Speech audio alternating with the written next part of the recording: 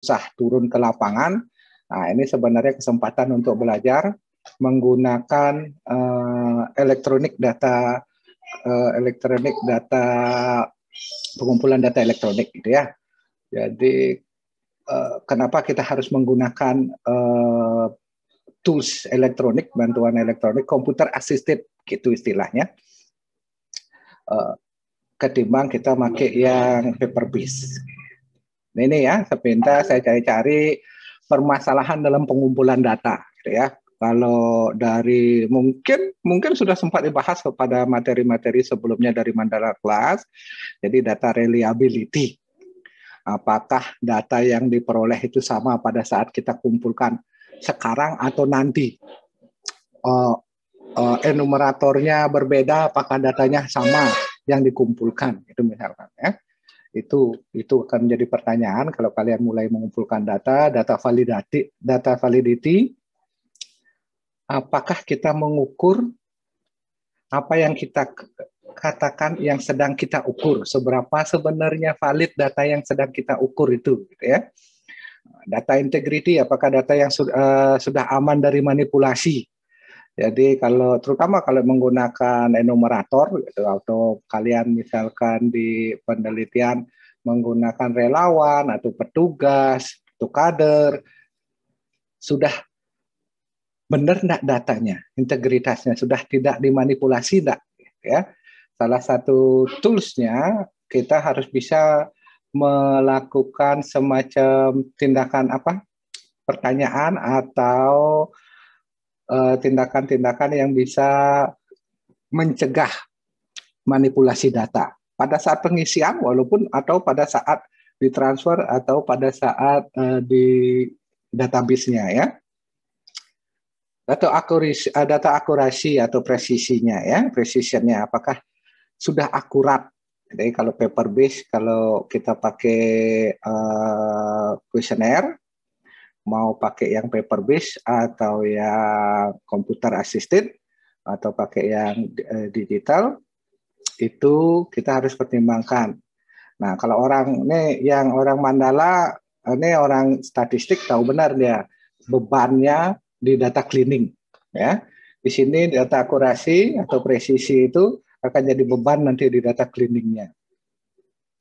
Data timeliness, ya. Jadi seberapa cepat data itu bisa terkumpul, kapan kita bisa dapat datanya, ya. Kalau ada outbreak seperti sekarang nih, pandemi lagi, data timeliness ini menjadi kunci, ya.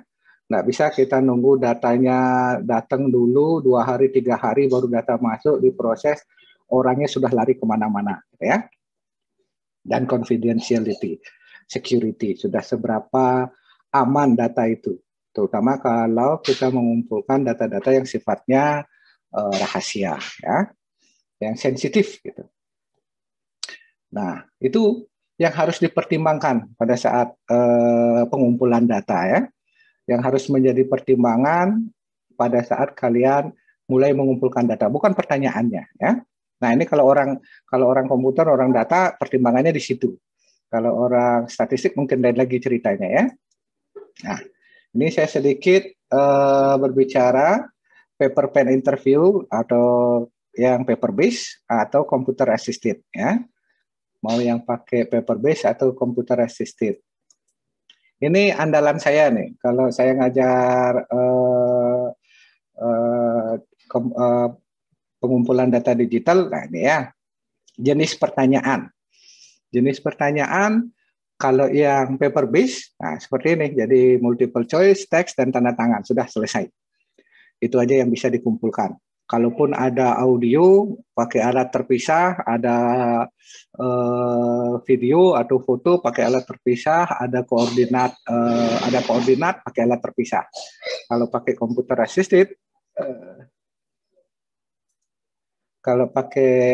assisted, bisa macam-macam ya, lebih rich dia, lebih kaya. Jadi bisa multiple choice, siapa yang ada di paper pen, ada juga di computer assisted. Jadi ada multiple choice, teks, foto, audio, video, perhitungan kalau kita mau datanya benar, gitu ya, akurasinya bagus, tanda tangan, koordinat GPS, ya. Jadi audio, video, kalau yang sudah pernah ikut atau pernah melakukan pengumpulan data, pastinya tahu bebannya kalau menggunakan paper base dengan foto. Jadi ini foto siapa, ini audio siapa, gitu ya. Itu yang akan jadi beban.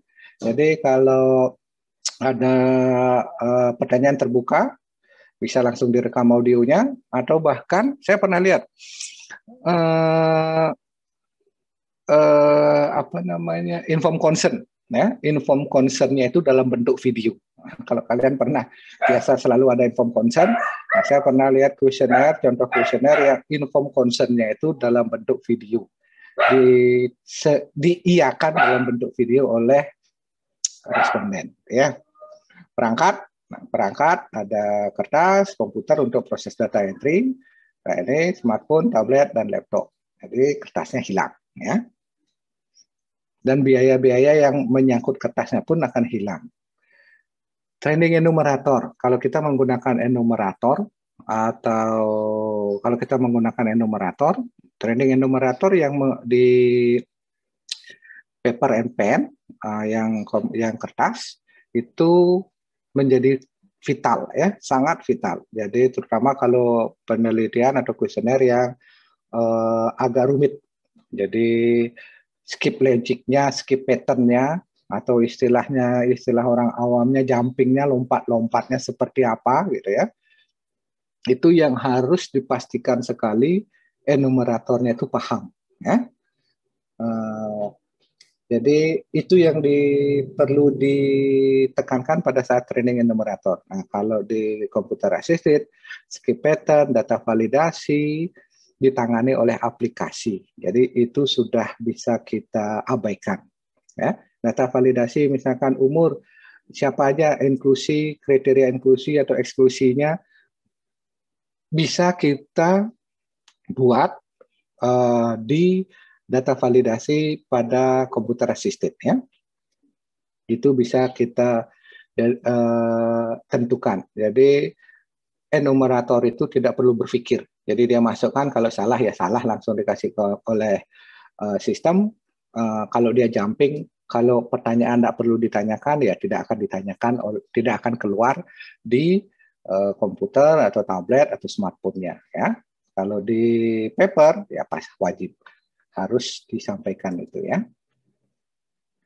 Pengiriman dan penyimpanan. Nah, ini lagi yang paper base. Kalau paper base itu, nah kalau dari yang saya baca, dari yang kayak gini, memerlukan alokasi khusus, ya, untuk ngirim tentunya. Jadi setelah prosesnya selesai, wawancara selesai, periodically, setiap kalau surveinya panjang, lama, mungkin dikumpul terakhir atau secara tiap hari atau seminggu sekali dikirim, itu ada khusus. Lebih mudah gini, perlu waktu khusus. Kalau pakai yang komputer, nah, biasanya, ya, begitu selesai wawancara, jika keadaannya memungkinkan, saat itu juga data itu sudah bisa terkirim ke yang punya tim yang mengelola data, ya. Jadi lebih cepat, ya, langsung disimpan. Dan itu saya bilang relatif lebih aman di server itu, ya, karena kalau komputer kita tidak bisa bilang 100% aman, ya, tapi ada kemungkinan bermasalah, tapi kita bisa lakukan tindakan-tindakan preventifnya, ya. Tapi kalau pakai paper itu relatif lebih mudah dan kita sudah terbiasa bagaimana kita harus menjaga hasil survei atau kertasnya hasil surveinya biar tidak mudah rusak, gitu misalkan. Kalau hujan, jadi mungkin dikasih kertas, kita sudah biasa, kita secara naluri sudah biasa kalau ada hujan. Nah, kalau komputer, kalau pakai handphone, kalau sekarang mungkin sudah mulai biasa, sudah mulai aware orang-orang itu bagaimana memperlakukan barang elektronik, gitu ya.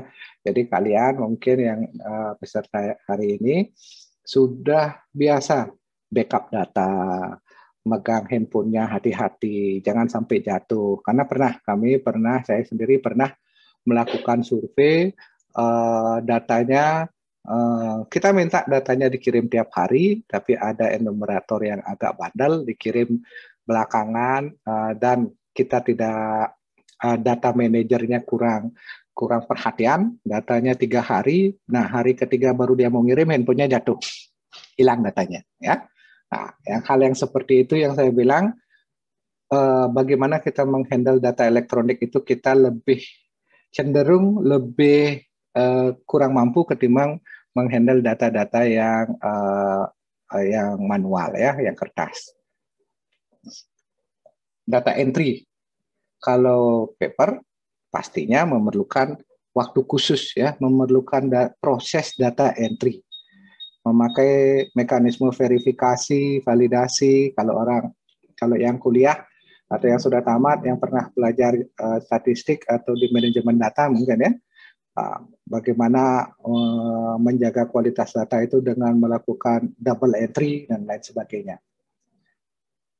Sebaiknya dilakukan oleh petugas khusus, ya. Jadi ada khusus lagi. Kalau memang surveinya agak besar, ada petugas, ada pelatih enumerator, ada pelatihan untuk data entry-nya. Bagaimana cara data entry-nya? Kalau pakai komputer assisted, nah, data entry itu sudah selesai pada saat wawancara selesai dilakukan, ya. Jadi di dinas saya nggak tahu apakah ada peserta yang bekerja di dinas. Saya pernah bertemu sama salah seorang petugas yang menjadi masalah itu di sini data entry. Jadi survei-survei, kuesioner-kuesioner, formulir-formulir itu ada banyak, tapi nyangkut di dus, gitu ya. Nyangkut di dus, tidak di entry. Itu Pak, masih banyak ada di dus. Nggak sempat mengentrikan datanya, gitu ya. Nggak sempat mengentrikan untuk dianalisis, apalagi ya di entry aja nggak sempat, gitu ya. Nah, kalau quality control, nah ya ini yang saya bilang sampai tadi, perlu ketelitian untuk mencermati hasil interview, khususnya untuk mendeteksi kesalahan yang dilakukan oleh enumerator. Pada saat data sudah selesai, dicekin lagi.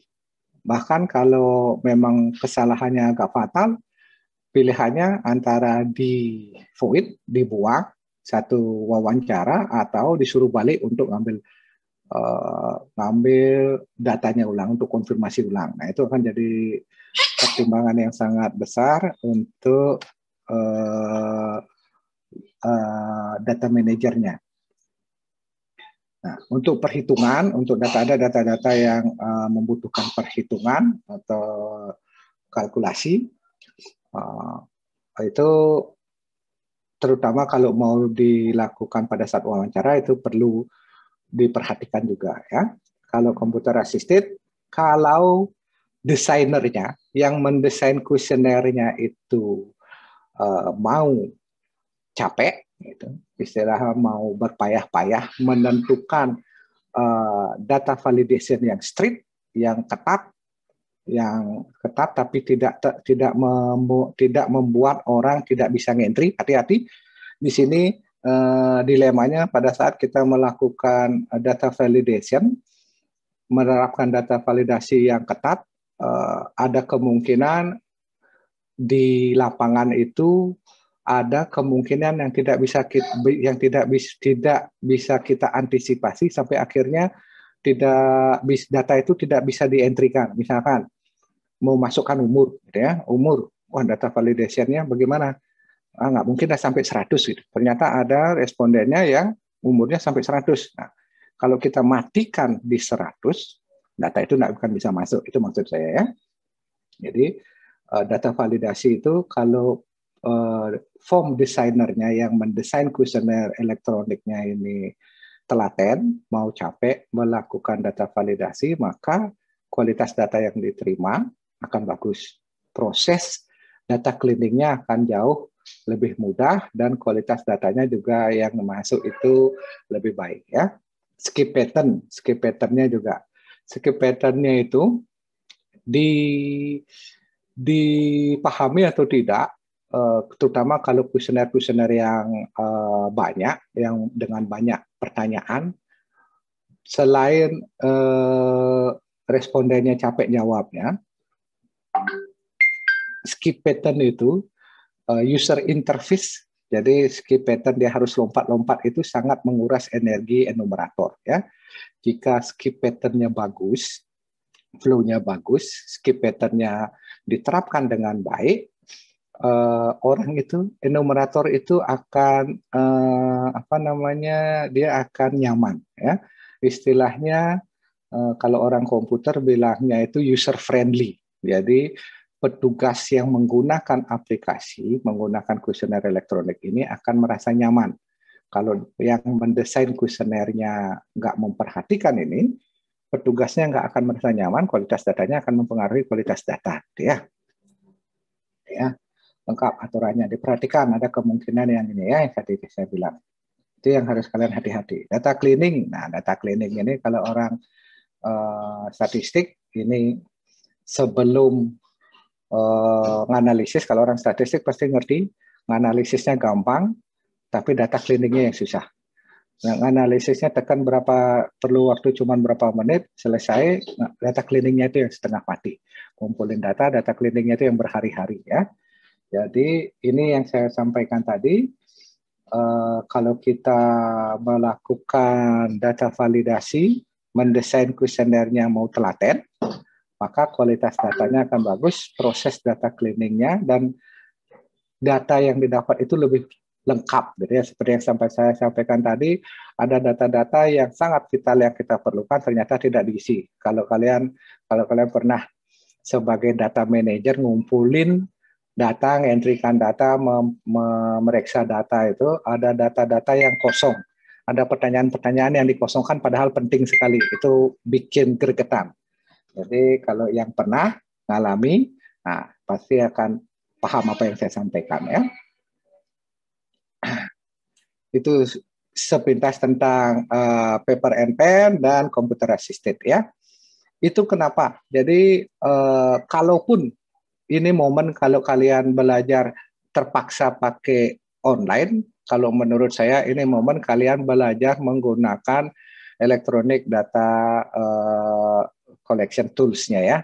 Jadi belajar menggunakan teknologi untuk memudahkan dan memperbaiki kualitas data, pengumpulan data kalian. Platformnya ada banyak ya. Ada banyak sekali, bahkan saya nggak hafal berapa jumlahnya, nggak mungkin saya tahu semuanya, gitu ya. Untuk mentahu berapa jumlahnya pun saya tidak mungkin tahu karena ada sangat banyak. Tapi sebagian besar kalau saya bisa sampaikan, flow-nya, arusnya atau cara kerjanya sama ya. Pertama itu mendesain kuesioner, kuesionernya dibuat bisa kalau kuesionernya dibuat offline dulu, habis itu diupload ke server, mau pakai database aplikasi apapun, semuanya memerlukan yang namanya server ya. Semuanya perlu yang namanya server. Google perlu tempat untuk nyimpen datanya. Kalau kita sudah mulai bilang pakai computer assisted, pakai digital, pakai online, gitu ya, perlu server. Datanya dikirim kemana, gitu ya. Jadi datanya dikirim kemana? Kuesionernya pun dikirim di sana, ditaruh di sana, di server. Jadi kuesionernya ditaruh di server, bisa langsung dikerjakan online, bisa dibuat offline dulu, habis itu diupload ke server. Setelah kuesionernya ada di server, itu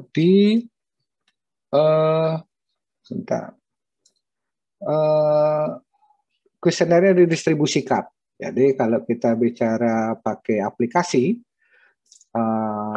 mau iOS atau Android, kuesionernya harus kita download dulu, synchronize dulu. Dari server ini dibawa ke perangkat enumerator, ya, dibawa ke perangkat enumerator. Baru nanti pengumpulan data. Nah, mau offline atau online, setelah data dikumpulkan, data itu sebenarnya dikirim ke server. Ya, kalau kita bicara tadi pengumpulan data online, mau pakai kalau yang paling umum mungkin Google Form ya. itu tetap aja kita masukkan entry data, begitu kita submit itu proses upload datanya ke server, ya. Setelah data dikumpulkan, baru kita download untuk dianalisis. Konsepnya sama semua seperti ini. Jadi yang perlu kalian pertimbangkan itu servernya, ya. Jadi saya punya ada beberapa yang harus mau kalian mempertimbangkan servernya, karena ada beberapa aplikasi yang memberikan opsi kalian bisa setup buat server sendiri, gitu ya. Bisa untuk keamanan, untuk kerahasiaan, mungkin dia buat nggak percaya menggunakan kayak Google Form, kita nggak tahu servernya ada di mana, data kita ada di mana. Nah, untuk yang lebih, yang institusi yang sangat menjaga kerahasiaan, mungkin dia nggak mau. Jadi saya mau data saya ada di tempat saya sendiri, orang lain nggak bisa akses, bisa dibuat seperti itu, ya. Nah, ini mungkin yang perlu kalian pertimbangkan, yang perlu kalian pahami, mempertimbangkan memilih tools-nya. Ya. Satu, biaya pastinya. Ya. Nah, kalian mau yang berbayar atau yang free? Ya. Pastinya maunya yang free, gitu ya. Kalau yang free pasti ada konsekuensinya, kalau yang berbayar ada kemudahannya. Ya. Ada yang memang harus dari awal harus berbayar, tidak ada free trial 60 hari, 21 hari. Kalau ada yang memang benar-benar free, jadi sifatnya kayak Google Form gitu, benar-benar 100% free gitu ya. Tapi ada limitasinya tentunya, ada limitasi batasnya, bisa batas data dan macam-macam. Ada yang berbayar. Nah, infrastruktur seperti yang saya bilang tadi, mau server sendiri atau sewa. Jadi kayak kalau kalian pernah dengar SurveyMonkey atau dan lain-lain aplikasi Comcare gitu kalau nggak salah ada itu yang seperti itu. Jadi dia servernya disewa, berbayar, jadi dia langsung dapat servernya. Dan biasanya pada saat sewa itu ada pilihannya, opsi mau berapa datanya, mau berapa submission dalam sebulan. Jadi kuesioner orang bisa submit itu ngirim data itu per bulan berapa, nah seperti itu. Mau servernya sendiri, ada yang bisa seperti ODK sekarang, Open Data Kit itu kita bisa sewa servernya, aplikasinya free, tapi kita bisa sewa server ke pengembang ODK-nya dengan layanan, dengan supportnya mereka, atau kita bisa setup server kita sendiri, gitu ya. Jadi kalau kalian punya institusi kayak saya tahu itu ODK itu dipakai sama BKKBN. Saya nggak tahu BKKBN dia pakai setup servernya. Saya yakin dia setup server sendiri ya, karena besar gitu ya. Nah, konektivitas ada yang murni online, ada yang online offline, gitu ya. Ada juga yang murni offline, bisa. Ada yang bisa nggak saya murni offline, bisa. Jadi pengiriman datanya pun offline, bisa. Ya. Jadi ada online murni seperti Google, ada murni offline, ada yang online dan offline. Ya. Jadi itu pertimbangannya. Apakah mana yang lebih bagus, Pak? Nggak ada yang bagus, sama aja. Jadi ada kelebihan dan kekurangannya, ya. Ada kelebihan dan kekurangan. Ini ada hubungannya dengan yang sifat surveinya, ya, online dan offline ini. Ketersediaan atau platformnya, dia mau yang aplikasi itu berbasis web seperti Google Form, ada yang berbasis aplikasi Android, ada yang iOS. Kalau operating system yang lain, walaupun ada, biasanya larinya ke web. Kayak misalkan kalian pakai handphone berbasis Linux, Ubuntu gitu, kalian punya setup sendiri server handphone kalian berbasis Ubuntu. Nah, itu nggak ada di Android, nggak ada iOS, ya kalian pakai yang web, gitu ya. Sifat survei ini pertimbangan sekali. Ini penting sekali buat kalian untuk menentukan apakah mau pakai yang aplikasi apa, gitu ya. Kalau diisi sendiri, kalau istilahnya self administer, gitu ya, self administer. Jadi diisi sendiri oleh responden atau menggunakan enumerator. Ini akan menjadi pertimbangan untuk memilih aplikasi yang akan kita gunakan. Kalau kalian mengisi sendiri dan respondennya itu tidak ada masalah dengan internet, mungkin akan mempertimbangkan menggunakan Google Form, gitu ya. Karena apa? Karena mudah. Gak mungkin kita meminta responden kita untuk menginstal aplikasi hanya untuk menjadi responden kita satu kali. Itu nggak mungkin, ya. Itu nggak masuk akal. Saya yakin akan 99% yang menolak menjadi responden kalian. Jangan kata responden, mahasiswa aja disuruh nginstal aplikasi, biasanya bilang, Pak, HP saya nggak bisa nginstal lagi, gitu. Entah benar, entah enggak, ya. Jadi kalau pertimbangannya respondennya mengisi sendiri, bisa dipertimbangkan yang murni online. Tapi ada juga pengalaman saya, kalau kuesionernya itu banyak dan jawabannya kadang panjang-panjang, itu ya banyak. Jadi enumerator itu nggak mau mengisi sendiri, nggak mau mengisi sekaligus, ya.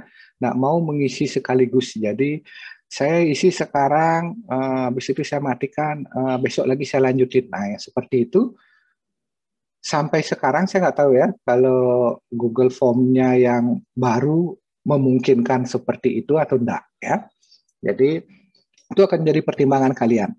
Ada karena ini saya pernah mengalami. Jadi respondennya itu karena yang menjadi responden itu para pejabat, gitu ya, dan pertanyaannya lumayan memakan waktu. Akhirnya mereka nggak mau mengisi sekaligus, jadi nggak mau ngisi sekalian dari awal sampai selesai, habis itu dikirim. Saya mau ngisinya sekarang, sempat cuma 2/3 pertanyaan, nanti saya lanjutin lagi. Nah, yang seperti itu akan menjadi pertimbangan dalam memilih aplikasi, ya. Itu. Nah, bidang studi ada juga yang aplikasi-aplikasi yang spesifik seperti Timescope ini. Ya, ini juga saya gara-gara diminta memberikan materi ini, saya nyari-nyari apa aja sih ada di aplikasi di luaran sana, gitu ya. Ternyata ada aplikasi yang spesifik, dia membuat khusus, bukan spesifik sih harusnya, tapi salah satu fitur utamanya, unggulannya dia adalah longitudinal survey yang tidak bisa kita lakukan di aplikasi-aplikasi lain. Jadi data itu nyambung, ya. Kita bisa lihat datanya langsung di handphone, kita bisa lihat datanya yang kemarin-kemarin, yang survei pada pengisian data yang sebelumnya. Nah, kalau menggunakan aplikasi-aplikasi yang lain itu agak kesulitan. Tapi kayak seperti yang biasa saya pakai adalah Open Data Kit, itu sudah mulai mengarah ke sana, gitu ya. Nah, ini Timescope ini dia memang lebih menekankan ke data-data kesehatan, ya, data-data kesehatan. Jadi longitudinal clinical trial, nah seperti itu, case, gitu ya. Jadi dia men-track case dari awal sampai pasiennya sampai berapa kali diikuti, gitu ya, longitudinal survey. Ada yang aplikasi yang spesifik ke GIS, ke Sistem Geographic Information System. Jadi dia lebih menekankan ke pemetaan, kayak Survei 123 ini. Survei 123 ini punyanya ACGIS. Jadi dia menekankan fitur-fitur di sistem informasi geografis. Atau ada yang terbuka kayak Open Data Kit, EpiInfo, EpiCollect, gitu ya. EpiCollect ini saya pernah coba, EpiInfo saya pernah coba dan pernah ngajarin. Nggak tahu saya katanya siapa, saya sempat menggunakan EpiInfo, lumayan lengkap. Ada MacPy, gitu ya. Saya pernah satu kali bekerja sama dengan institusi di luar negeri, mereka menggunakan MacPy, gitu. Jadi pada saat kita kolaborasi, mau pakai MacPy mau pakai Open Data Kit yang saya pakai, mau pakai sistemnya mereka atau pakai sistemnya saya. Saya maunya pakai MacPy biar saya bisa belajar. Ternyata mereka milihnya Open Data Kit. Astaga. Ya, ada Google Form, SurveyMonkey dan lain-lain, ya. Saya nggak bisa nyebutin semuanya. Di sini berikutnya, nah ini Survey Monkey, Google Form, Survey Hard. Nah, Survey Hard ini, oh dia masih bed. Ini yang online, murni online ya. Dia tidak punya versi offline-nya. Survey Hard ini ternyata saya tahu ada Survey Hard ini karena salah satu guru anak saya menggunakannya. Gitu ya. Oh ternyata ada Survey Hard. Begitu banyak. Kalau kalian buka Play Store atau Play Store gitu misalkan ya, cari ODK gitu misalkan, ODK Collect gitu, akan banyak sekali aplikasi-aplikasi serupa ODK Collect itu, sangat banyak. Ya. Epic Collect ini juga ya, ada yang suka pakai Epic Collect, yang mana yang paling bagus nggak ada ya. Itu masalah selera, kalau saya bilang masalah selera dan masalah kebiasaan. Yang manapun bagus, satu sesuai kebutuhan, Google yang online dan yang online atau yang bisa offline. Antara yang ini, yang online offline ini, yang mana yang dipakai itu sesuai selera dan kebiasaan aja. Udah biasa pakai Epic Collect silahkan, biasa pakai ODK silahkan, Kobutubox ya silahkan, ya. Nah kalau sekarang kita lihat sedikit apa yang, nah ini sama tim di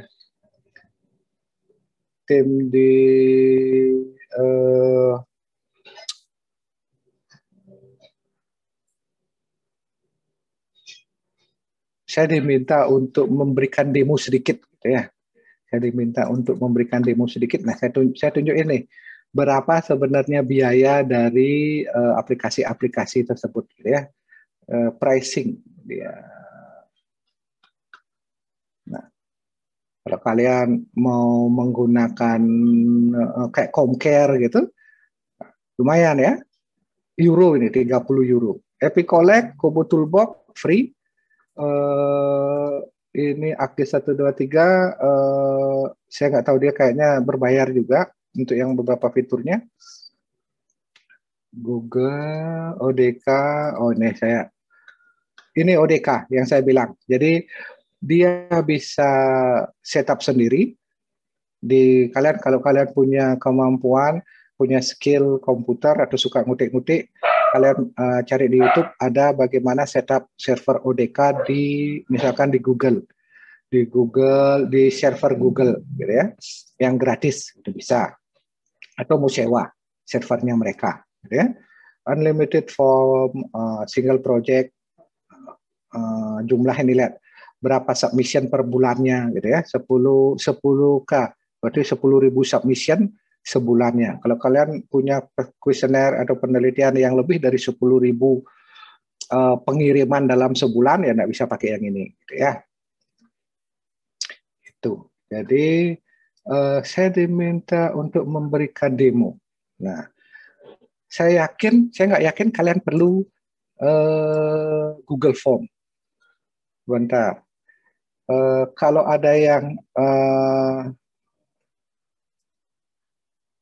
bertanya, walaupun nanti katanya dari panitia bilang ada sesi khusus tanya jawab, kalau ada yang udah nggak sabar nanya, boleh tanya langsung ya di chat atau di chat mungkin biar nggak terlalu ramai. Google Form. Nah ini saya di PowerPoint saya masih ada satu. Di PowerPoint saya ada satu nih, Google Form. Kalau cuman Google Form yang saya nemu video yang lumayan tutorialnya mudah gitu ya, ada tutorialnya di sini. Karena nanti kalau di-share sama panitia bisa kalian klik Google Form. Jadi di sini kalian belajar, bisa nyoba. Kalau yang belum pernah, tapi saya yakin kalian sudah pernah coba Google Form itu, dan sangat banyak tutorialnya juga di YouTube berbahasa Inggris atau bahasa Indonesia.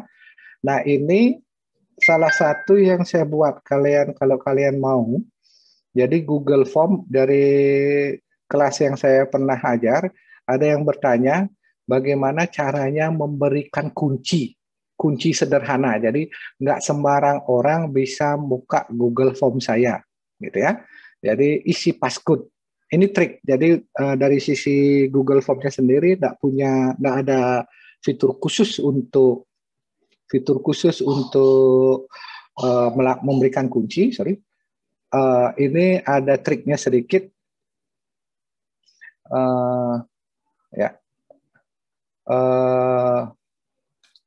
ini ada fitur khusus untuk memberikan kunci, tapi ada triknya. Di sini video yang saya buat menunjukkan gimana caranya. Ya, jadi kalau kalian punya kuesioner yang sudah targeted gitu, cuman untuk 50 orang atau 100 orang, si A, si B dan sampai 100, hanya orang ini aja yang boleh, orang lain nggak bisa. Kalian bisa kasih semacam kunci atau passcode. Jadi kalau mereka ketikkan itu baru bisa masuk. Gitu ya. Triknya ini sedikit ya. Setelah saya cari-cari ternyata bisa ada triknya untuk itu. Nah, itu ya. Sekarang saya lebih ke demonya. Nah ini yang di-share oleh Eka, ini Google Form-nya. Jadi mungkin saya nanti akan lebih banyak ke Kubu demokan ya, dan karena waktunya juga udah sini ya. Atau nanti saya share kalau ada yang tertarik, saya share Kubunya. Di sini Google Form, ini kalian play di sini, di linknya itu kalian play bagaimana mulainya. Ini yang saya lihat lumayan, walaupun bahasa Inggris. Kalian bisa cari-cari di YouTube. Kalau Google Form nggak terlalu susah untuk buatnya, gitu ya. Saya lihat di sini creating ini lumayan menyeluruh dan simple tutorialnya ya. Creating a Google Form is easy. Simply click. Mungkin karena waktunya mepet, saya Google Form-nya karena sudah lumayan bagus, saya skip Google Form-nya, saya ke Kobo Toolbox-nya aja ya. Kobo Toolbox tadi saya mau antara Epic Collect atau Kobo Toolbox, karena saya lebih familiar dengan Kobo Toolbox, saya pakai Kobo Toolbox. Ini sama dengan Open Data Kit sebenarnya ya. Tampilan basicnya, source-nya itu adalah Open Data Kit, dikembangkan Kobo. Ini free, servernya pun free ya. Jadi di Kobo Toolbox itu fiturnya satu form builder.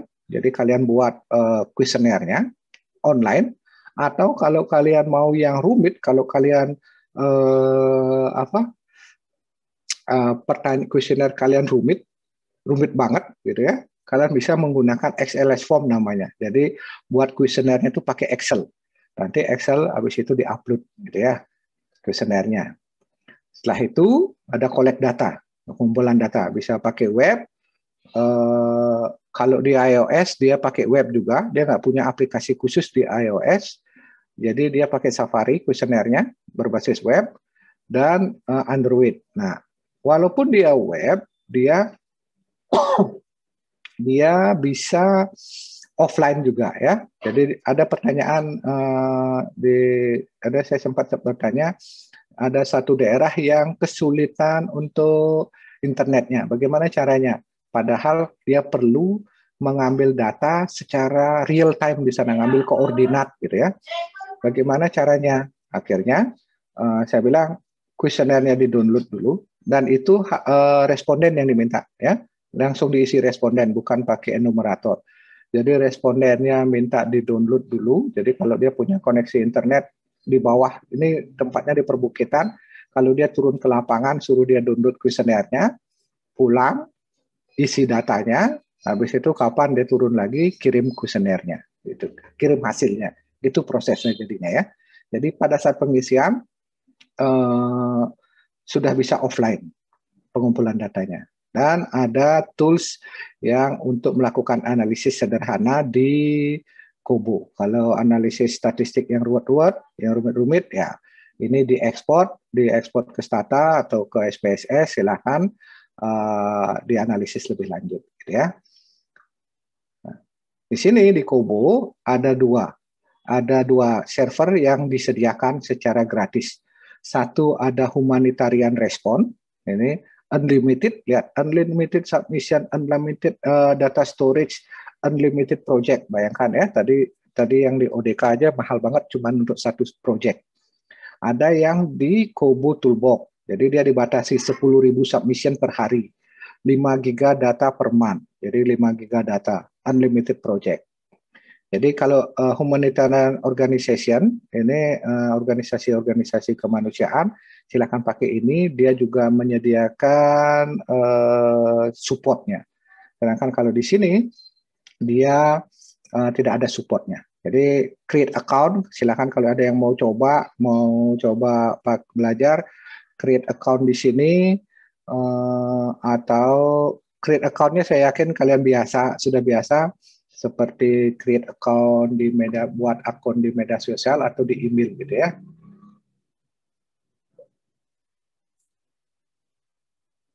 Nanti, kalau ada yang tertarik nih, saya bisa share. Saya nggak akan nunjukin create account, entah kenapa kubunya agak mulai lambat ya, mungkin banyak yang make.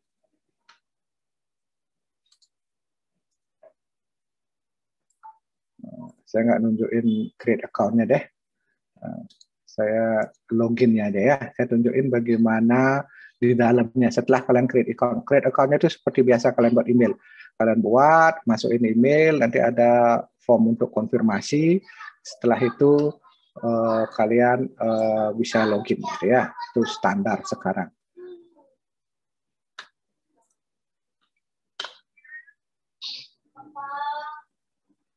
Ini sepertinya memang kubunya lagi berat nih.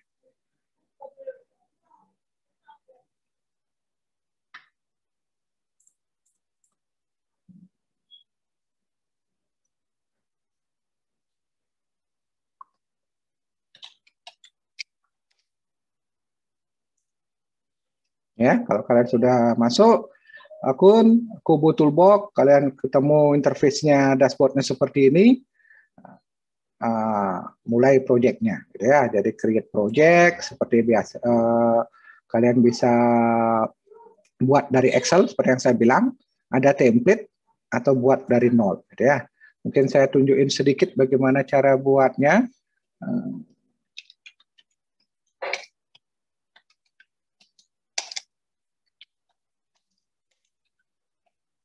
Ini di sini ada public health, ini ada Indonesia.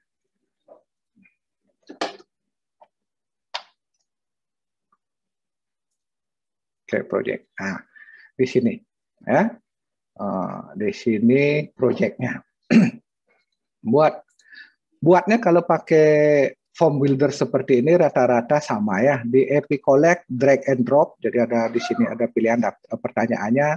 Di Google Form juga sama, di sini juga sama gitu ya.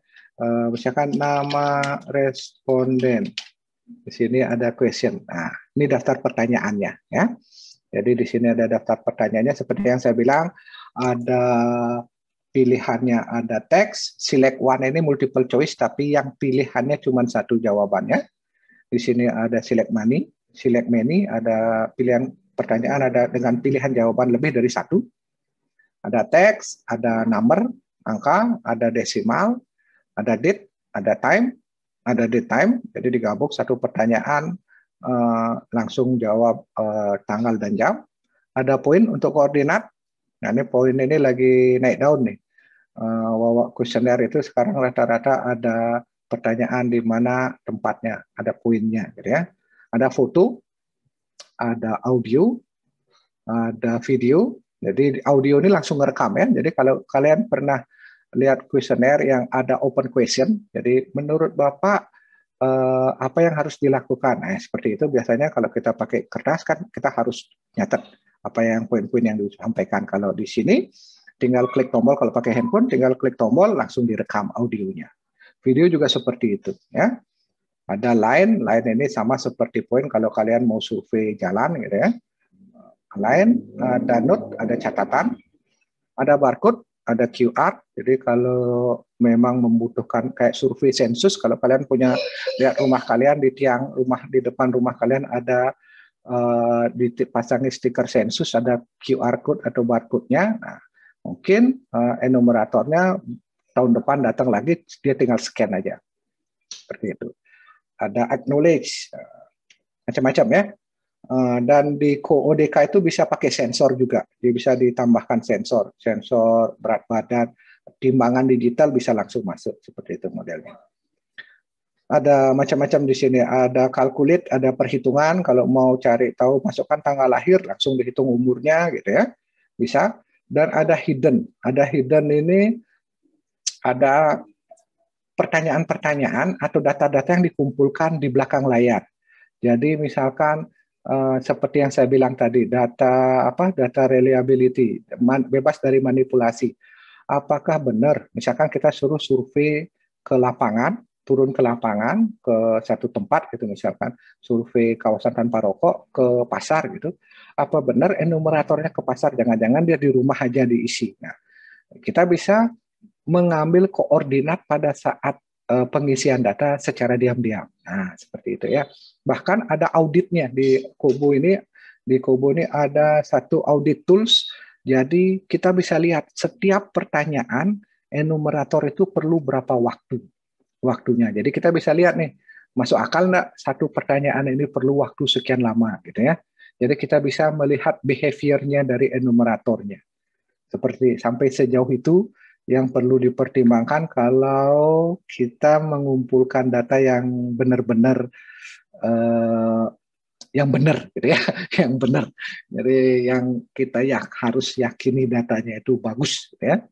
Ada yang seperti itu di sini. Jadi ada auditnya. Ada file untuk submit datanya, ada range. Oh ya, saya mau tunjukin di sini sebenarnya ODK. Bukan ini tadi, mana dia ODK saya.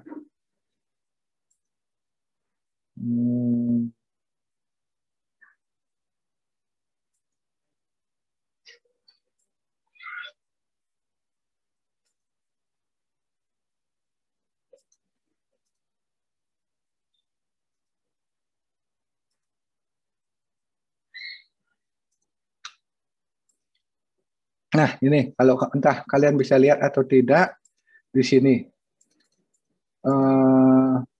Nih ya. Jadi ada pilihan pertanyaan, jadi bukan multiple choice, tapi kayak seperti ini, di mana terasa sakit, ada gambar, ada bagian-bagian, kita bisa klik, oh bagian ini, sakitnya di sini. Jadi bukan A, B, C, D, pilihan ganda gitu, tapi skematik yang seperti ini. Jadi lengan atas saya yang sakit, klik di sini. Kepala saya sakit, klik di sini. Nah, seperti itu ada ya. Ini ODK, dan Kobo itu juga bisa buat seperti ini. Tapi yang seperti yang saya bilang, kalau kalian menggunakan Kobo yang form builder yang online, itu nggak bisa.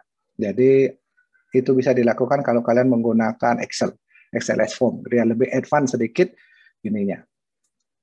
Nih, ada setupnya, ada mandatory atau enggak, wajib diisi atau enggak, ada default responnya, jawabannya yang default itu seperti apa, gitu ya. Ada skip logiknya. Jadi di sini beda kalau kalian biasa pernah pakai Google Form. Kalau di Google Form itu lompat, gitu ya, jumpingnya, jump. Kalau pertanyaan ini jawabannya ini lompat, kalau pertanyaan ini jawabannya kemana, gitu ya. Kalau di sini beda. Pertanyaan ini akan muncul jika pertanyaan yang sebelumnya jawabannya ini. Jadi dua pertanyaan sebelumnya lebih fleksibel ini. Cuman perlu mikir lebih banyak, gitu ya. Perlu mikir lebih banyak. Jadi pertanyaannya disembunyikan, bukan lompat, tapi pertanyaan di bawahnya itu yang disembunyikan. Pertanyaan ini relevan nggak untuk dimunculkan, seperti itu ya. Ada data validation-nya, ini fleksibel banget. Jadi kalau kalian tahu codingnya, perintahnya, fleksibel sekali. Jadi data validasinya, kalau nggak salah di EpiInfo, ini ada pertanyaan Pak, kalau nggak salah saya pernah lihat EpiInfo diisi oleh enumerator, apa bisa responden langsung isi? Nah, kalau EpiInfo saya nggak yakin ya. EpiInfo saya nggak pernah lihat. Kalau yang bisa diisi oleh responden langsung itu idealnya nggak perlu install ya. Nggak perlu nginstal aplikasi karena dia cuma ngisi satu kali, kita kasih link, buka, selesai gitu ya. Kalau EpiInfo itu saya belum dapat karena sudah lama juga saya nggak main EpiInfo, saya belum lihat dia punya yang berbasis web. Hanya yang berbasis web lah yang bisa, nggak perlu kita nginstal karena web browser itu sudah ada ya. Kalau dia disuruh nginstal, kalau kalian paksa pakai API Info, suruh install API Info-nya dulu, gitu ya bisa. Cuman untuk transfer form-nya juga agak rumit kalau API Info ya. API Info ya agak rumit. Tampilannya memang lebih bagus, menarik. Kalau API Info dia kayak kuesioner biasa. Kita bisa setup dia kanan kiri, jejer ke kanan, gitu lebih fleksibel. Tapi handlingnya lebih susah ya. Itu kenapa berapa tahun yang lalu yang seperti itu ya, saya nggak ngikutin lagi perkembangan API Info. Beberapa tahun yang lalu seperti itu. Jadi agak susah dia handle-nya. Ngirim datanya juga lumayan runyam. Kalau dibilang runyam, dia nggak punya, dia servernya itu dia bisa pakai Dropbox, dia bisa pakai servernya Microsoft, atau bisa dikirim. Datanya bisa dikirim pakai WhatsApp atau pakai sosial media yang lain, pakai email bisa ya. Bisa dikirim kalau API Info. Tapi yang berbasis web saya belum pernah lihat ada apa enggak, itu saya nggak tahu ya. 2 tahun lalu belum, gitu ya. Itu jawaban saya. Silakan kalau ada yang nanya, silakan diajukan pertanyaannya via chat. Oke. Panitia, silakan beritahu saya kapan waktunya saya harus berhenti dan mulai diskusi, atau saya demokan diskusinya sambil jalan, gitu ya. Ya. Langsung aja Pak, lagi 2 menit sih. Oh ya. Aplikasi mana digunakan untuk mengumpulkan data secara offline, terutama di tempat-tempat yang koneksinya tidak bagus. Kemudian ketika enumerator pindah lokasi survei ke tempat yang koneksinya bagus, data yang sebelumnya dikumpulkan secara offline, nah bisa. Kobo ini bisa, ya, dari yang saya sampaikan. Epicollect bisa, Epicollect ini bisa, ya, dia bisa online maupun offline. Kobo bisa, Google Form nggak bisa. Google Form, SurveyMonkey nggak bisa. Nah, ini saya tunjukin. Mungkin saya nggak tunjukin bagaimana cara buatnya. Kalau memang kalian tertarik, saya share nanti. Mungkin panitia minta sama panitia link videonya. Saya tunjukkan bagaimana Kobo offline, walaupun dia pakai Webbis. Jadi enumerator maupun responden bisa mengisi datanya secara offline, gitu ya. Nah, ini contohnya. Saya tunjukkan sekali. Mana dia? Form. Nah, API Info. Kobo, kalau yang web-based itu namanya NK2, gitu ya, NK2. Ini bahasa Swahili.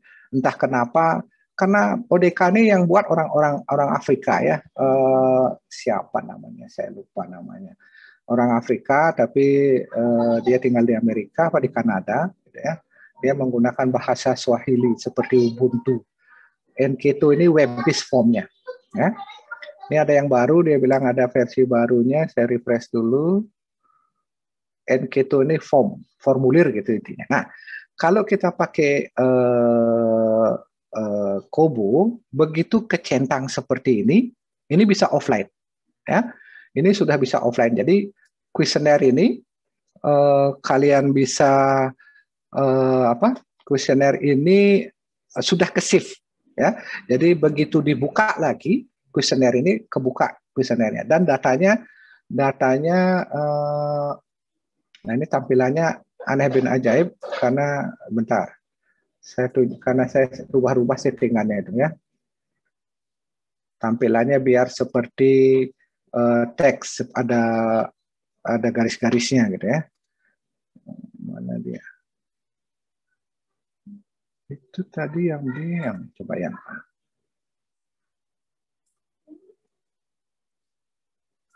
jadi setupnya adalah begitu di sini sudah oke, udah kecentang ini, berarti ini sudah selesai urusan offline-nya.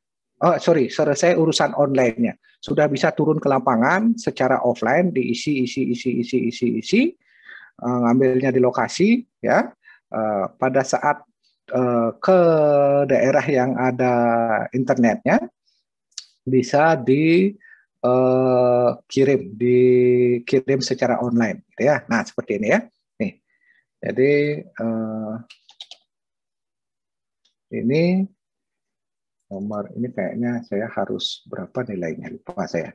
Nah, ini code-nya, data validation-nya. Nah,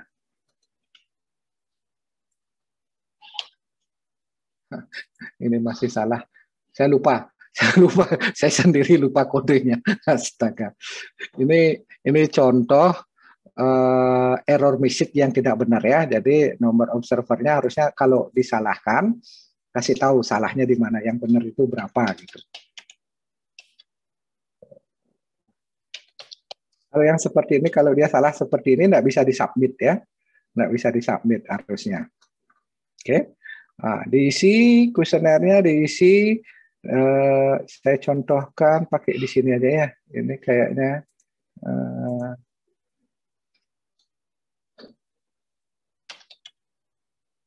120 sampai 130. 121. Oke. Nomor kuesioner 121 1. Tanggal berkunjung, tanggal ini. Ini saya contohkan isinya. Foto bisa diambil fotonya kalau mau ada foto gitu ya. Dia akan muncul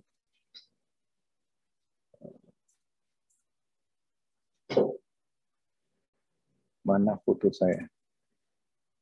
Nah, ini contohnya. Ini fotonya langsung akan disubmit. Alamat,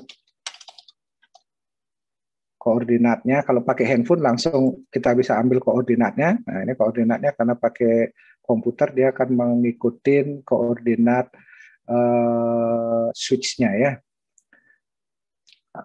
Apa kendalanya ini yang seperti ini? Apa saja hambatan? Ini audio. Karena di sini berbasis web, jadi tidak bisa tekan tombol audio.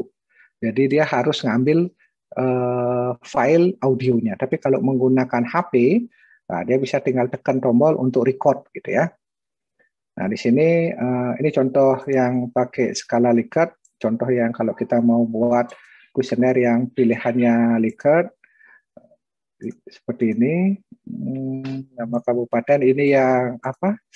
Istilahnya cascade ya. Jadi kalau di Denpasar kecamatan hanya kecamatan yang ada di Denpasar yang muncul. Kalau di Badung kecamatan yang di Badung yang muncul gitu ya. Ini namanya cascade. Nama desa. Oh ini desanya nggak muncul. Cascade-nya saya buat satu aja mungkin ya. Ini yang salah satu yang bagus di ODK maupun di Kobo.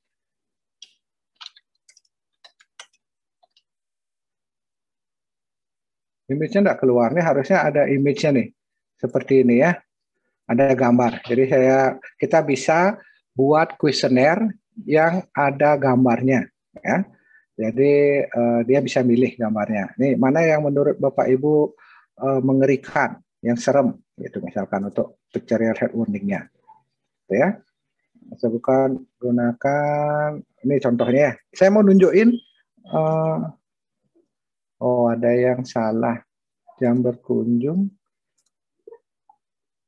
Kayaknya.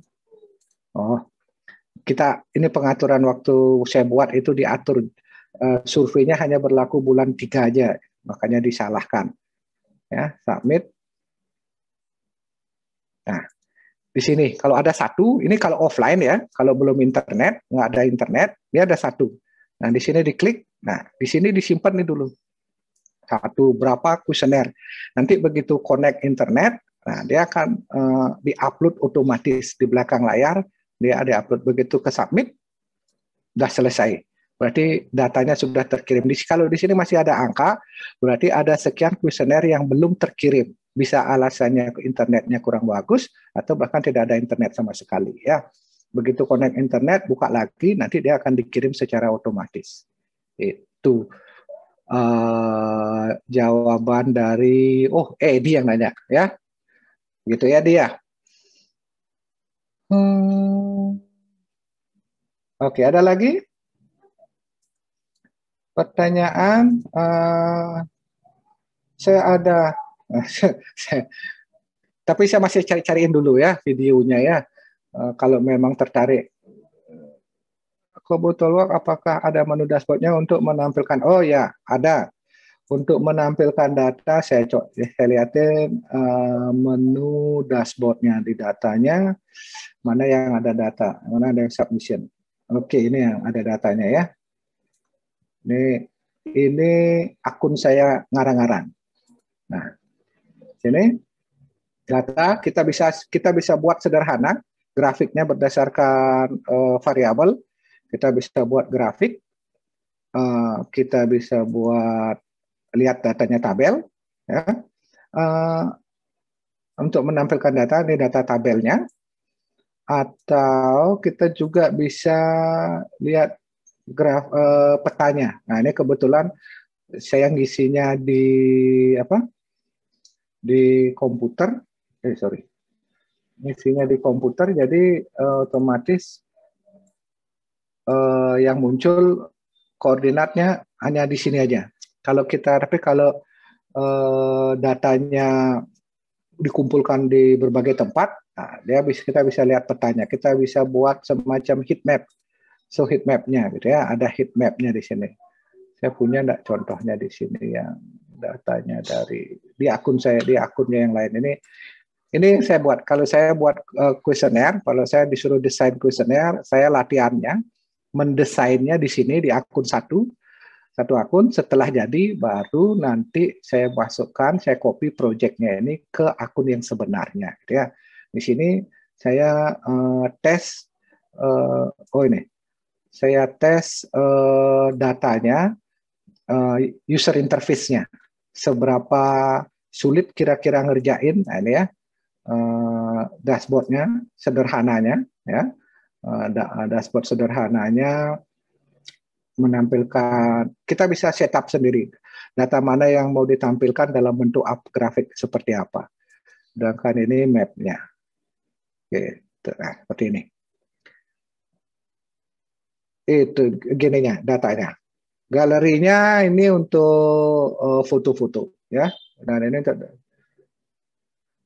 dashboardnya bisa dibuat untuk publik. Enggak, dashboardnya enggak bisa. Jadi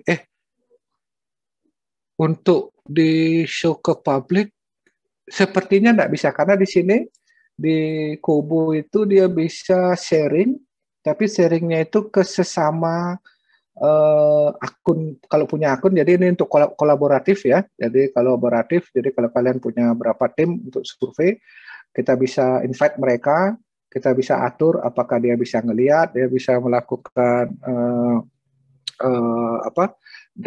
data cleaning, perbaiki datanya atau macam-macam gitu ya. Tapi kalau untuk dibuka untuk publik sepertinya enggak. Saya belum dapat lihat. Oke. Kalau yang tapi itu perlu diatur, dibuat aplikasinya juga ya untuk gininya. Enggak bisa. Biasanya kalau saya belum dapat lihat. Kalau yang saya lihat di Epic Collect itu ada app. Kalau di ArcGIS itu saya pernah lihat kita bisa setup, tapi ya tetap dia harus berbayar untuk buat dashboard yang bisa untuk publiknya. Seperti yang biasa kita lihat di gini ya, di COVID ini kemarin, lihat berapa jumlahnya, petanya seperti apa, nah dashboard yang seperti itu. Ada aplikasi yang mungkin Edi tahu bisa ada dashboardnya, mungkin bisa di-sharing. Saya senang kalau ada yang gini, nambah-nambah masukan. Makanya kemarin saya mau waktu kolaboratif dengan unit apa itu kemarin ya, dia pakai MACP, saya nggak bisa, dia nggak mau pakai MACP, ternyata maunya saya belajar. Ini ya buat peserta, satu, kalau kalian paham konsepnya, belajar mana yang menurut kalian gampang. Google Form, paham konsepnya, kalian bisa coba sendiri-sendiri, bisa coba-coba ya. Ini selalu ada documentation-nya ya. Ada dokumentasinya. Kalau saya set Kobo Toolbox dokumentasinya, nah ini, bukan support di sini ya. Nah di sini saya belajar ODK ataupun Kobo Toolbox dari dokumentasi ini juga ya. Jadi ada komunitas yang bisa bantu jawab kalau kalian nanya. Di sini tidak ada komunitas yang bisa bantu jawab.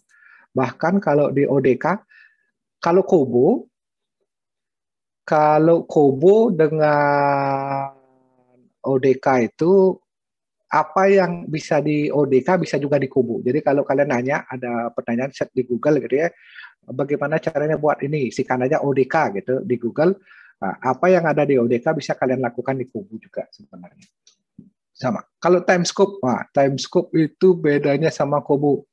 Seperti yang saya bilang, saya belum nggak lebih jauh, belum pernah nyoba juga Timescope karena satu dia trial 7 hari free trial, saya sudah terlanjur nyaman. Dia bisa gini, kelebihannya itu dia seperti yang saya bilang dia longitudinal survey. Jadi kalau Kobo ini kan satu kali. Jadi satu set. Kita bisa buat kuesioner yang punya turunan, gitu ya. Maksudnya kita buat kuesioner keluarga. Di dalam keluarga itu ada anaknya. Kita bisa buat pertanyaan khusus untuk anak. Jadi turunannya ada. Tapi kita tidak bisa melink misalkan keluarga A, ID-nya 01, dikunjungi sekarang, dikunjungi bulan depan, ID 01 itu, dengan handphone kita melihat apa jawabannya dia bulan lalu ya. Nah seperti itu yang nggak bisa ya kalau di Kobo. Tapi kita bisa lihatnya setelah jadi data. Setelah di Excel kita download jadi data, kita analisis, kita bisa lihat oh pertanyaan sebelumnya apa. Atau kita lihat di sini di data seperti ini pertanyaan sebelumnya itu apa. Jawaban sebelumnya mereka itu apa gitu, bisa kita lihat. Tapi enumerator atau petugas lapangan kita nggak bisa lihat di handphone mereka, gitu ya. Mereka nggak bisa lihat itu. Nah, ini kita bisa lihat jawabannya langsung dalam bentuk seperti ini, pertanyaan. Kita kan bisa lihat sort dia berdasarkan ID, kita tahu oh ini kunjungan bulan Januari, ini bulan Februari, ini bulan Maret. Nah kalau Timescope sama seperti Comcare juga kalau nggak salah siapa dulu pernah pengalaman pakai Comcare. Nah itu bisa, jadi kita bisa lihat mana dia Timescope, dia datanya itu bisa ngelink gitu ya, data yang tahun lalu dilihat lagi sama numeratornya. Itu sepertinya kalau nggak salah ya salah satu keunggulannya dia online. Mana dia? Saya sempat lihat di tutorial di sepintas fiturnya mereka, dia bisa case management. Jadi saya pernah ada namanya mobile medic gitu. Kita hampir kerjasama. Saya dengan senang hati waktu itu pengumpulan datanya. Dia bisa lihat kalau menggunakan smartphone dia bisa lihat sejarah penyakitnya. Jadi itu didesain untuk kader kesehatan di Nepal. Jadi keluarga si A itu bapaknya gimana, riwayat penyakitnya anaknya gimana. Nah seperti itu ya. Nah, Timescope ini kayaknya bisa seperti itu. Mobile Medic bisa seperti itu. Sayangnya kami dulu nggak jadi. Yang datang orang bule yang datang mau ke sini itu mereka lebih memilih UI karena ya dekat dengan, karena targetnya adalah Departemen Kesehatan, Departemen Kesehatan, Kementerian Kesehatan, gitu ya. Kemkes harapannya mereka bisa diimplementasikan satu negara, makanya mereka kerjasamanya dengan UI, walaupun bulinya lebih senang di Bali tinggal, jadinya gagal kemarin. nggak tahu. Saya belum dengar perkembangannya lanjut apa tidak itu proyeknya itu. Mereka ngembangkan, bahkan mereka itu bukan pakai smartphone, pakai SMS, berbasis SMS, pengiriman datanya berbasis SMS. Jadi kadernya itu dikasih stupid pun, dia bukan smartphone, dikasih stupid pun untuk mengumpulkan data. Dikirim SMS yang dikirim, seperti itu. Ada lagi pertanyaan?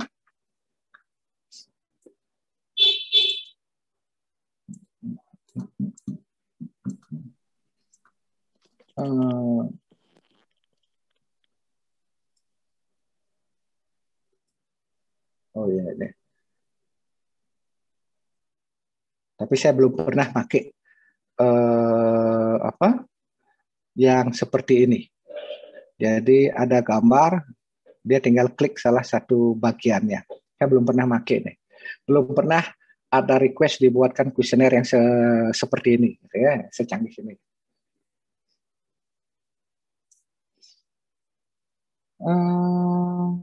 Apa lagi yang mau saya tunjukkan di sini? Data. Jadi itu tadi formnya di Kobo. Kalau saya rasa bagaimana cara buat formnya itu sama aja, gitu ya. Nah, oh ya, setelah ini jadi formnya, ya, formnya jadi bisa dikirim, dilihat langsung pakai web, bisa juga di-download ke Android, ke aplikasi Android, ke Kobo Collect. Kobo Collect, ada nama aplikasinya Kobo Collect atau ODK Collect. Nah, ODK Collect bisa juga, tinggal setup servernya ke Kobo, ODK Collect itu bisa lari servernya ke sini.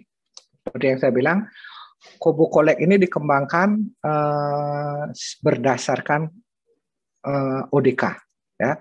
ODK ada fitur baru, Kobo dapat, gitu ya, karena dia mengembangkannya pakai via ODK. Dia cuma punya fasilitas disupport oleh fundingnya, disupport oleh banyak lembaga institusi yang lumayan besar. Jadinya mereka bisa memberikan layanan gratis. Kalau ODK ini nggak sebanyak ini. Jadi mereka harus membiayai mereka sendiri dan mereka mengembangkan juga. Tapi ODK ini free ya, free. Kalau kalian mau install sendiri server, layanan yang diberikan itu adalah sewa server. Ya. Kalau kalian nggak mau setup server sendiri, silakan sewa di sini dan fiturnya bahkan lebih canggih sekarang ketimbang Kobo. Ada banyak fitur yang ada di ODK. Nama servernya itu, aplikasi untuk server itu ODK Sentral. Kalau ODK itu dia ada ODK Collect, ada form builder-nya untuk buat formnya seperti Kobo. Dia bisa pakai XLS form, ya, bisa pakai XLS form. Saya tunjukkan XLS formnya. XLS form ini kalau kalian belajar XLS form, banyak aplikasi, contohnya itu aplikasi Akdis 123, Akdis Survei 123 itu menggunakan menggunakan XLS form. XLS form itu sendiri lagi, jadi dia ada pengembang, saya lupa namanya, XLS form itu mereka mengembangkan standar yang bisa digunakan untuk buat form-form seperti ini. Jadi ODK pakai, Kobo pakai, Survei 123 pakai, banyak lagi beberapa saya lihat sempat, dia ternyata pakai XLS form, gitu ya. Jadi kalau kalian mau ini yang yang advance, kuesionernya yang rumit, gitu ya, buat XLS form, buatnya di XLS form, bisa digunakan untuk berbagai aplikasi.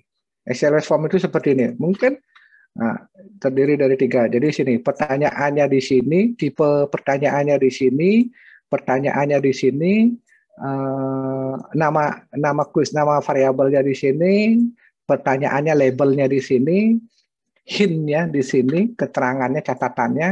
Nah, ini sudah mulai relevan, require, kita bisa ngatur semua di sini. Kalkulasinya di sini, perhitungan-perhitungannya. Seperti ini contohnya, akurasi threshold. Jadi kalau kita mau setup, misalkan ngambil koordinat, saya mau koordinat itu diambil dengan akurasi 5 meter. Nah, kita bisa atur di sini. Kita bisa atur juga kualitas gambar yang digunakan. Maksudnya gambar yang dikirim itu mau resolusi berapa. Kalau misalkan karena apa? Karena handphone kita sekarang canggih-canggih, gambarnya besar-besar gitu ya, resolusinya tinggi, akhirnya file yang dikirim itu besar. Nah, itu akan makan bandwidth, lemot jadinya ngirimnya. Pak, nggak bisa kekirim datanya karena kualitas gambarnya terlalu bagus. Nah, kita bisa atur kalau memang tidak membutuhkan resolusi tinggi di fotonya, kita bisa atur resolusinya cuma 1 mega. Nah, kita bisa ngaturnya di sini ya. Ngaturnya di sini. Tidak bisa pakai form builder. Yang aneh-aneh, yang aneh-aneh itu bisanya di XLS form. Jadi XLS form itu ada survei, ada choices-nya, ini daftar pilihannya, dan ini setting. Ya. Belajarnya di mana? Belajarnya XLS form ini. Nah, belajarnya XLS form itu ada di sini. Di ODK documentation. Nah, di sini ya. Ini nah, tunjukin bagaimana cara belajarnya. Seperti yang saya bilang, apa yang bisa dibuat di ODK bisa juga dipakai di Kubu ya. Di sini form question type. Di sini. Ini pengaturannya nih. Ini video. Misalkan gambar mana contohnya yang bisa pakai image. Nah, di sini kita bisa draw, bisa buat gambarnya, gambar sendiri, termasuk tanda tangan ya. Dia bisa foto dengan ada annotation ya. Annotation, kita bisa gambar-gambar ya. Nah, seperti ini, kasih tanda panah, gitu misalkan, macam-macam dan macam-macam lagi ya. Kita bisa buat tanda tangan itu pakai draw. Jadi kita bisa isi sendiri tanda tangan. Nah, seperti itu. Cara buatnya bagaimana? Nah, di sini. Ini contohnya type. Nah, ini kan XLS form nih. Type-nya, name-nya, label, hint-nya bagaimana cara? Bagaimana cara buat draw? Ternyata cara buat draw-nya adalah di appearance-nya pakai draw. Nah, ini nggak bisa diatur di XLS form, di form builder online. Hanya bisa di XLS form. Ya, seperti itu. Contoh-contoh pengaturan form logic, pengaturan yang rumit gitu ya, bisanya di sini, di XLS form. Semua ada di sini. Ada perintah-perintahnya di sini. Bahkan styling. Jadi kalau kita mau buat hurufnya besar, terus kita mau buat warna merah, ngasih label warna, nah, mainnya di sini, di XLS form. Seperti itu. Nyarinya semua di sini, di XLS form ini, bagian XLS form ini. Ya, XLS form question type, form logic, operator and function. Kalau kalian mau buat data validasi, fungsi-fungsinya, mau menghitung, masukkan tanggal lahir, keluar tahun berapa, umurnya berapa tahun, berapa bulan, berapa hari. Nah, seperti itu bisa dibuat di sini. Ya, nah ini sampel contohnya nih. Contohnya XLS formnya. Mana dia? Selalu ada di sini. Operator, oh ya nih. Masukkan di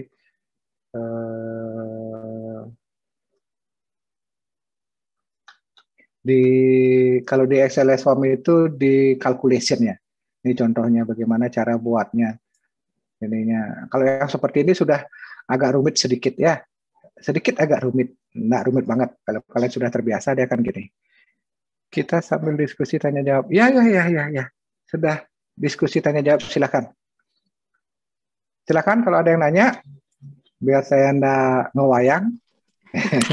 Oke, jadi teman-teman yang mau bertanya dipersilakan di chat atau raise hand juga boleh kalau ingin ngobrol langsung gitu ya sama Pak Hari. Ya. Ini cukup mencerahkan sih Pak, karena ternyata canggih bener ya Kobo ini, free tapi banyak fitur yang juga bisa dimanfaatkan gitu. Iya, banyak. Tapi yang lain juga banyak yang bisa, yang lebih bagus. Saya yakin ada, cuman saya nggak tahu gitu ya. Oh, ya, kebanyakan mungkin gini ya Pak. Kalau di Kobo ini ada, kalau yang free ada limited questions-nya Pak atau unlimited ya? Jumlah pertanyaan nggak terbatas. Ini ya, saya tunjukin di sini. Jadi seperti yang saya bilang, kita bisa buat akun di 2 tempat. Satu, humanitarian respon. Kalau klik di sini, larinya dia ke humanitarian respon, bukan ke Kobonelia. Humanitarianrespon.info. Kalau yang berarti walaupun kita peneliti, kita bisa aja sebut sebagai humanitarian response. Bisa. Cuman ya, apa namanya? Karena ini kan satu, kalau saya ini dikasih gratis. Mereka membedakan itu untuk apa namanya? Yang lembaga-lembaga sosial gitu. Saya rasa 10.000 submission itu enggak lah. Saya pernah survei kawasan tanpa rokok di 41 kota di Indonesia, rata-rata 200 sampai 500 tempat yang disurvei berbarengan itu. Jadi saya tuh ngasih pelatihan dari Aceh sampai ke Ambon itu nggak pulang-pulang. Jadi lompat. Jadi begitu saya pindah, mereka misalkan saya di Aceh, begitu saya pindah ke Lampung, orang Aceh udah mulai ngumpulin data. Begitu saya pindah lagi ke tempat lain, orang Lampung sudah ngumpulin data. Jadi dalam 1 bulan itu banyak, itu pun nggak sampai 10.000. Ya. Jadi 10.000 submission dan 5 GB storage per month itu saya rasa sudah lebih dari cukup. Kecuali kalian levelnya negara gitu ya, kayak COVID gini, ngumpulin COVID untuk satu negara, nah, mungkin lebih. Nggak cukup ya.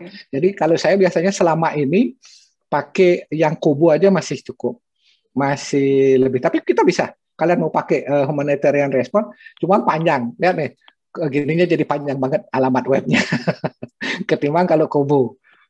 Kalau Kobo, kobo.tolbok.org, kalau humanitarian response, kobo.humanitarianrespon.info gitu. Setupnya juga panjang gitu ya. Jadi bisa, nggak ada, ini unlimited semua nih. Ini unlimited submission, unlimited data storage, unlimited project.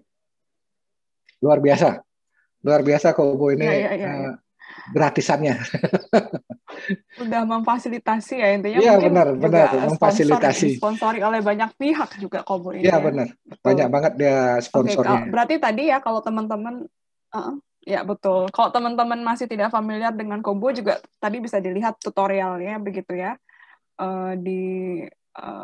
Apa tuh tadi Pak Hari tunjukkan yang ODK Docs ya, kalau nggak salah. ODK gini.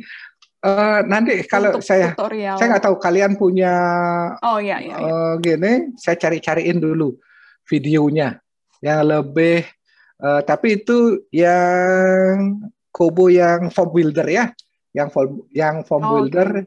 Yang saya ajar di semester berapa dia? Tanya sama anak semester 6 atau 7 gitu, pasti punya dia rekaman kuliah saya. Saya bisa sharing, nanti saya share. Saya drop di Google Drive saya kalau nggak salah. Saya cariin dulu. Kalau ada yang tanya silakan. Berarti silakan teman-teman, kalau ada yang ingin bertanya langsung atau di chat juga boleh gitu ya. Pertanyaan yang basic juga nggak masalah gitu, atau pertanyaan yang berkaitan dengan tips terkait dengan pengumpulan data online juga nggak masalah gitu. Kalau fitur skip itu sudah terfasilitasi di Kobo ya Pak? Misalnya pertanyaan 1 jika jawabannya itu ya, itu loncat ke pertanyaan keempat kayak gitu itu sudah bisa berarti di Kobo ini Pak? Bisa. Bahkan kalau saya bilang ini lebih fleksibel. Gini, jadi kalau misalkan saya contoh pertanyaannya yang saya lupa. Jadi kan misalkan gini, ada satu pertanyaan, mana rokok favorit kamu? Apakah kamu merokok berapa lama? Jadi misalkan pertanyaan nomor 5 ini, ada pertanyaan 1, 2, 3, 4, 5. Nah, di pertanyaan kelima ini baru dia di skip, tapi berdasarkan pertanyaan nomor 2. Nah, itu kan kalau kamu pakai jam di pertanyaan kedua, kalau jawabannya ya ke pertanyaan nomor 3. Kalau pertanyaan misalkan pertanyaan nomor 1, kalau jawabannya ya ke pertanyaan nomor 3, kalau tidak pertanyaan nomor 2, kan biasanya gitu. Ya. Ya kan? Nah, ada yang saya pernah nemu, ada yang di pertanyaan nomor 5 baru dia lompat berdasarkan jawaban di pertanyaan nomor 1. Kalau pertanyaan nomor 1 jawabannya ya, nomor 5 ini hilang. Oh, oke. Nah, seperti itu kalau kamu pakai jam kamu nggak bisa. Ya. Di pertanyaan nomor 5 ini, jadi saya nggak tahu, saya dulu pernah, yang saya cerita sama John Hopkins yang saya bilang pakai McAfee itu yang paling, kalau pernah, saya yakin kalau pernah kerjasama dengan orang luar itu mereka itu sangat teliti gitu ya. Jamnya, skip logiknya itu bahkan pada saat training enumerator, bahkan setelah kan jadi ada training enumerator berubah lagi skip logiknya. Ada enumerator, kok kayaknya susah gini, dirubah lagi skip logiknya. Setelah turun ke lapangan uji coba berubah lagi skip logiknya. Itu kuesioner yang paling menjengkelkan buat saya. Iya. Logiknya itu nggak masuk akal, rumit sekali, flow-nya itu. Jadi kalau pakai lompat itu di kuesioner itu tidak memungkinkan menurut saya. Seperti yang saya bilang. Bahkan ada yang gini, misalkan berapa harga rokok Sampurna? Karena rokok Sampurna itu yang jadi dasar gitu ya, 21.000. Misalkan ditulis 21.000.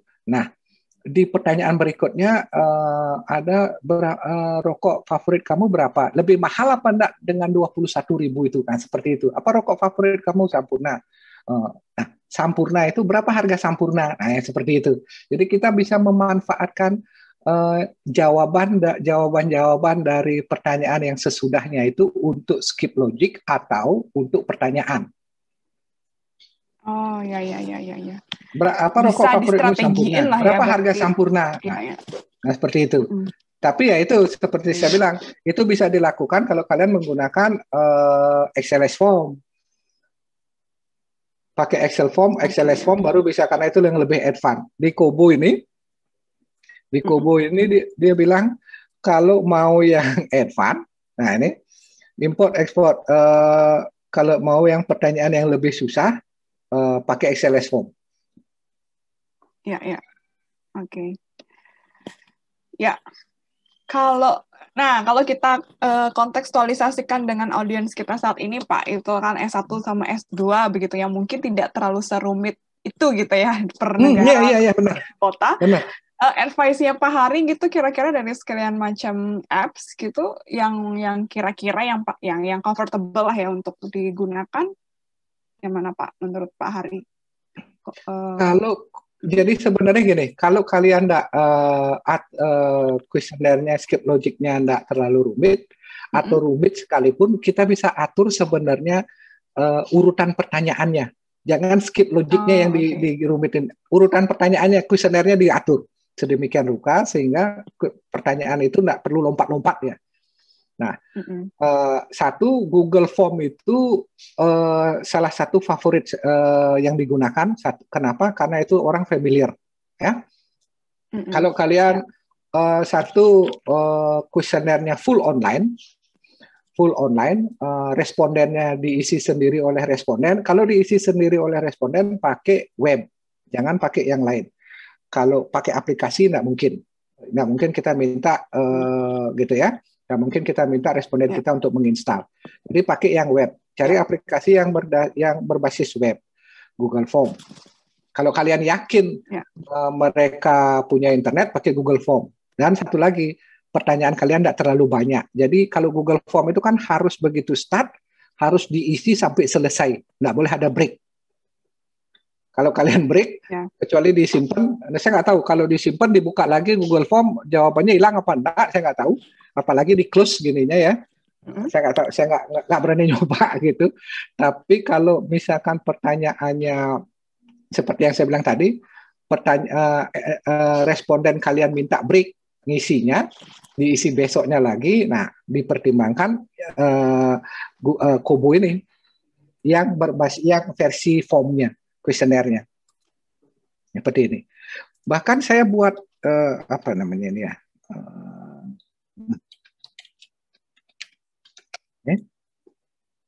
lapor KTR. Nih, saya buat pemantauan KTR oleh masyarakat, gitu ya.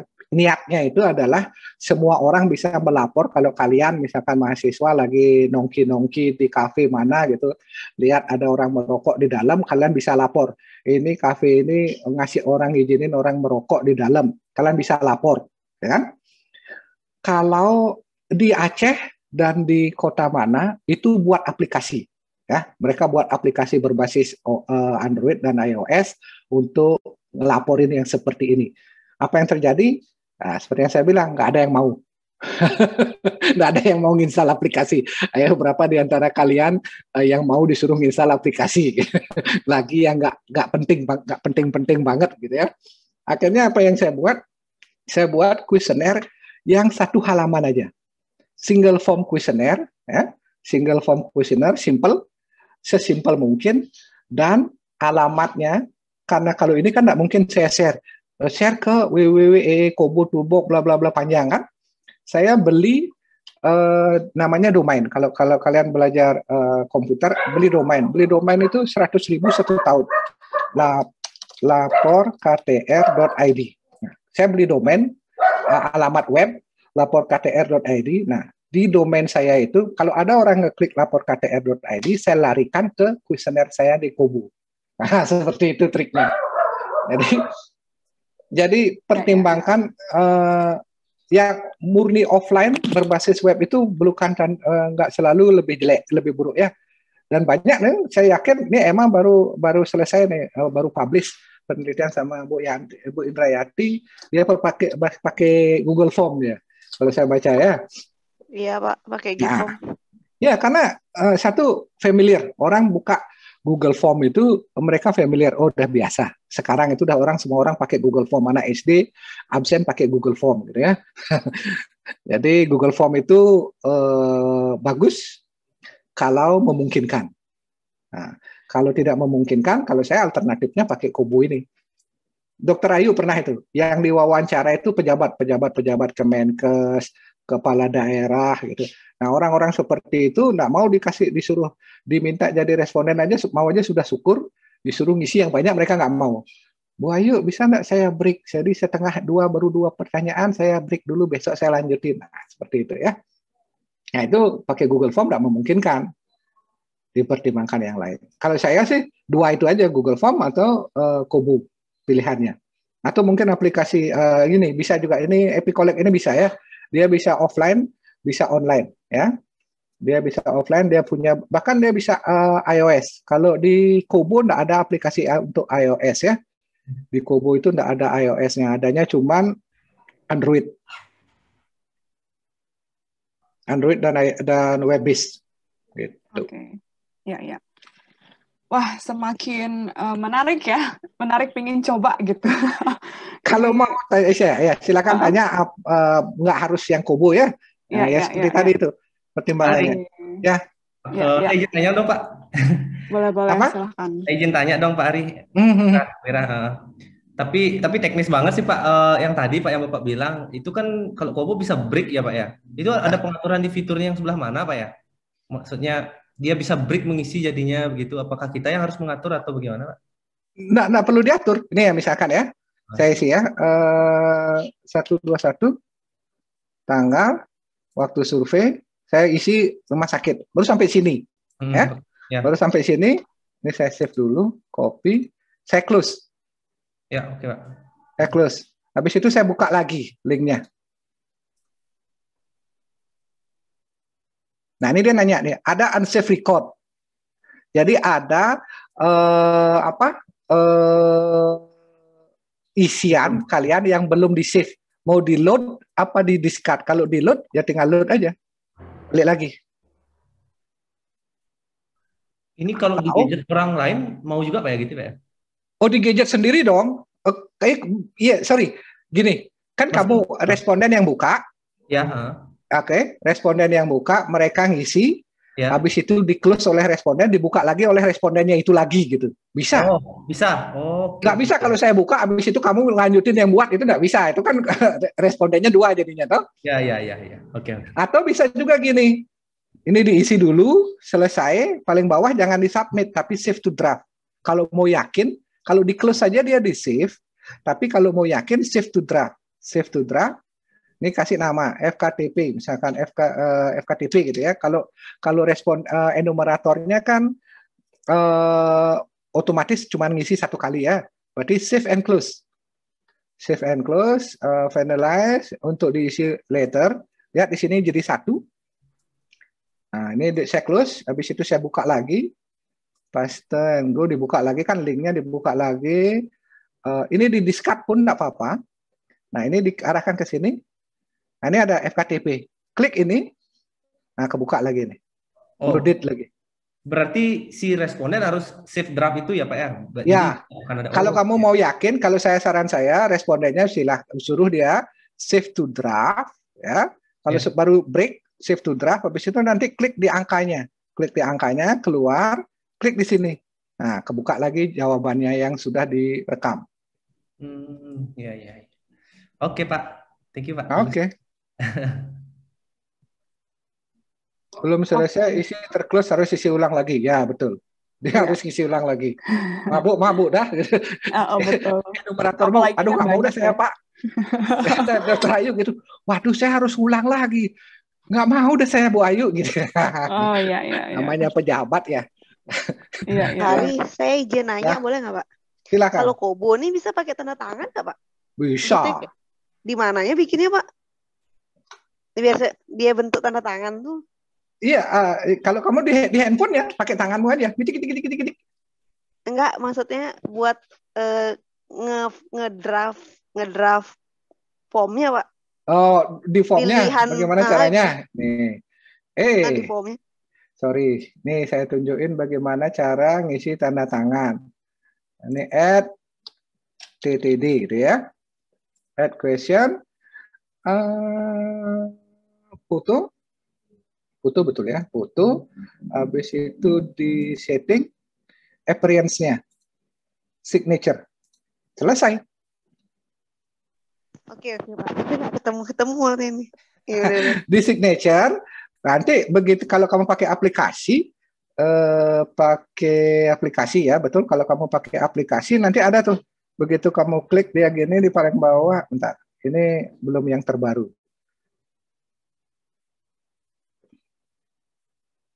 Nanti ada tanda tangan, kamu ada form untuk ngisi tanda tangannya. Biasanya gitu. Itu aja. Dia karena dia masuk dalam di foto. Tapi signature. Nggak nongol ya. Ini kalau ini susahnya kalau pakai Kobo ini kan karena sudah ke save formnya. Jadi kita perlu form baru. Redeploy aja Pak. Oh iya, sorry, benar. Kalau view baru dia. Kalau di preview baru, kalau di redeploy ya betul.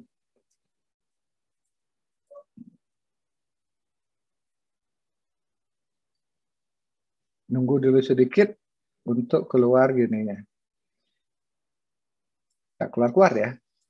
Redeploy, oke. Formnya sudah di redeploy. Saya refresh.